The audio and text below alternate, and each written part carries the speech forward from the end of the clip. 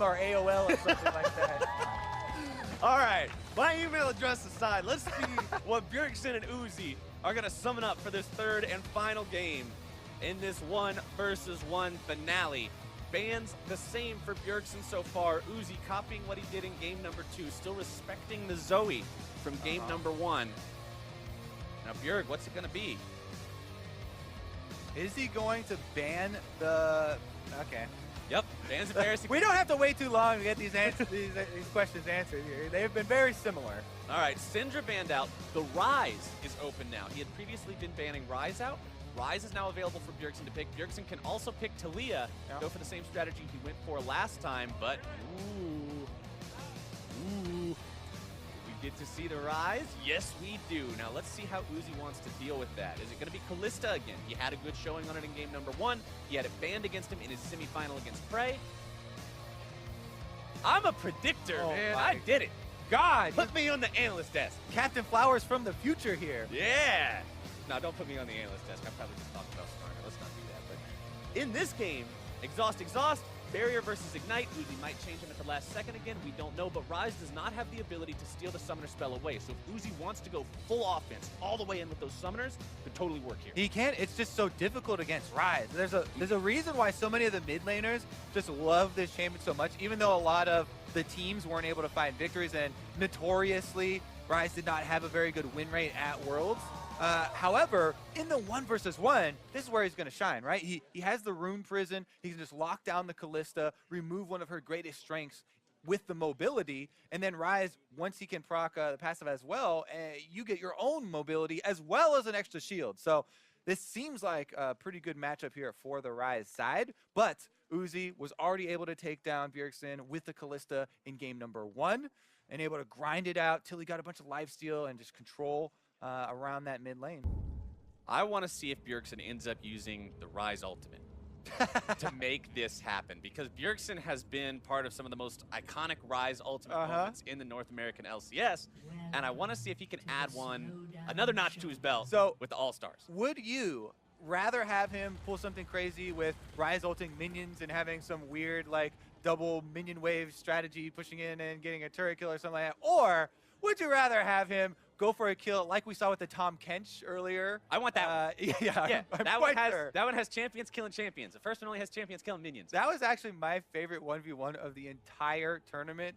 The phase rush Tom Kench running halfway across the lane back after he had gotten his ultimate off to get the munch down. Here we go, though. Let's take a look if Uzi's going to be able to control the wave early. He's got the presence in the brush already established. Yep, he's controlling the side areas. He's got his Howling Abyss strategies on lock, but now we'll have to see if he can manage to defend his title, secure his crown for the second year in a row, or if Bjergsen will manage to snatch it back at the last moment. Bjergsen just hanging out right now. Not wanting to go fight the Kalista mano a mano at level 1. Ryze doesn't have multiple spells to work with at this point. Only has the Overload right now, so not really going to worry about it. Just wants to hang back, not risk the health bar early. Remember that Uzi runs press the attack here on the Kalista, so you have to really respect the chase down. Yep. Once he stacks it up, gets that 3 proc, makes you exposed to extra damage.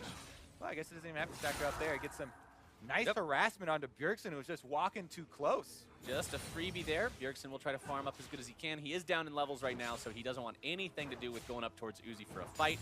Uzi also having that ignite. Worth noting that he did not change summoner spells at the end this time like we saw in game number 1. So full offense here on the summoner spells. Bjergsen with exhaust and barrier, he'll be having a little bit more defensive capability for himself. Let's see how well he does farming up underneath this turret. It's going to be a bit difficult, I think. Yeah, let's see. So none of the rain minions right now would die to one shot except this one on the very top. Cannon minion goes without him collecting any gold. So do the melee minions. But he's no, a turret shot onto Uzi. Has to worry about the rend. Very unlucky there. Bjergsen backing himself up. He actually gets the better of that trade thanks to the turret. He has an extra potion as well. Remember, starting off Dorian's Ring versus Dorian's Blade, you have 1 extra pot. Yeah, and Uzi with a dominating CS lead here, absolutely crushing it. So Bjergsen already in the position where he's going to have to look for a spot in the game to try and get the 1v1 kill. Because Uzi, once again, on the AD carry, he's getting the minion wave control. He has a bunch of life steal. The tables have turned this time, Kobe. Exhaust comes down. Uzi looking to continue this fight. Nope. Just ran. That's that disengage I was talking about the Ryze can pull off. When you rune prison, you proc your passive, you get your own shield and a little bit of speed to walk away. It actually baits out a summoner spell advantage here. So Bjergsen may want to reset and then look for the all-in, or sustain off of the biscuit that has been delivered to him. Well, he's definitely not playing for the farm victory.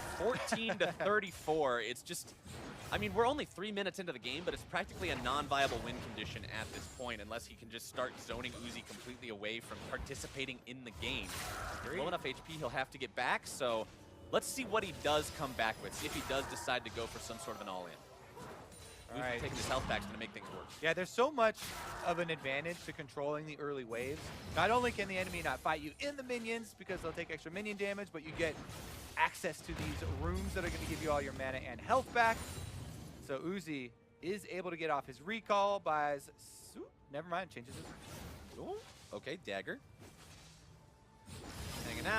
Hanging out, waiting for money, waiting for some more money. Okay, long. Uzi's got plenty of money, dude. Yeah, he's ready to go. Ready to go. Pointing the spear straight towards Bjergsen. This one's for you. He's calling his shot on his way back down. He sees the back-to-back championship in his sights right now. 42 CS to his name. And level 6 acquired. Level 6 acquired, which means 3rd point in Rin. Yes. That really important power spike. 3-0-3-0. The skill allocation if you're playing Kalista on a 1 versus 1. Not much use in allocating your Ghost or your ulti, considering you don't have a buddy to use them with. So Bjergsen coming back now. Second Dorian's Ring, Ruby Crystal, Fairy Charm. That's what City wants to do here. Likely going for that all-in against Uzi. Prepping him with a little, prepping him with a little poke.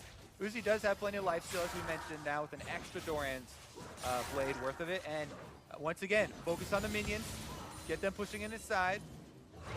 Once again, focus on the minions. Also, damage coming down onto Uzi here as I take a look at the inventories and see a very similar situation to what we saw in the past with potions. 1 for Uzi, 4 for Bjergsen. So Bjergsen's fine taking some more of these trades. Even if he loses out on them initially, he will heal up. He will be in a better spot at the end of the day, but not if he keeps eating those pierces. Root down. Ooh. That minion blocked a lot. Yeah, that minion, that's a hero minion right there. Uzi needs to make sure he's giving that minion a pat on the back at the end of this one. You can't prep them at all right there. Nope. That's what we talked about. The minions, if they've taken any damage like that, are just going to get one shot by the turret. So, once again, going to have a lot of room to work with here for Uzi. Life stealing off the minion wave, and Bjergsen is moving in. Almost has his summoner spell back up now as well. Bjergsen going to be taken low. Goes for the exhaust. Shield also proc. Looking to maybe find some more. Taking Uzi very, very low. Pierce blocked by the cannon minion. Bjergsen looking for a little more damage, not quite able to find it. Okay, this is the last health potion for Bjergsen to drink. Uzi's on a little bit low mana, but he should have enough for another rend onto Bjergsen if they get into a skirmish. Barrier up for Bjergsen, exhaust nearly back up for Uzi. Bjergsen wanted to go for something here, able to find the root, looking for the overpower, not quite connecting. Likely would have gotten the kill from that. Incredibly close right there. But that is going to be a reset from Uzi. Goes back to purchase, and Bjergsen doesn't have many options except looking for a minion swapperoo here. Throw him under the turret. Is that the ult you're looking for? If you're no, that's not quite it, but at least he found some way to use it. If you're trying to shove the wave up, why not just teleport the wave under the turret? I mean, you get a couple extra seconds there, right? Because he moved the minions around, so the turret started killing them quicker before Uzi was quite back. It's a small thing, but definitely there. I like the Hex Drinker pickup from Uzi here. It's going to give him a lot of extra health against Bjergsen's burst. He knows that he wins this game automatically if it goes to farm. 78 to 53, not even close. Bjergsen has to go for an all-in very soon, and as long as Uzi has the Hex Drinker, it's very difficult for Bjerg to do that properly. Uzi going back for one last shop now, picking up plenty of potions to make sure Bjergsen doesn't manage to out-sustain him. Uzi's got all the luxuries now. Picking up his fur coat so he can have a nice, easy victory here. Because Bjergsen, he's starting to sweat. As you said, the CS numbers not looking too pretty for him. Yeah, Bjergsen trying his hardest to keep Uzi away from this wave. He doesn't want to have any of his spells blocked up by these damn minions again. He just wants to get in Uzi's face and apply that signature Ryze damage. Don't know if he'll be able to do it, though. Time is running out. 80 CS for the LPL representative. North America's... Bjergsen's got to be careful here. Ooh.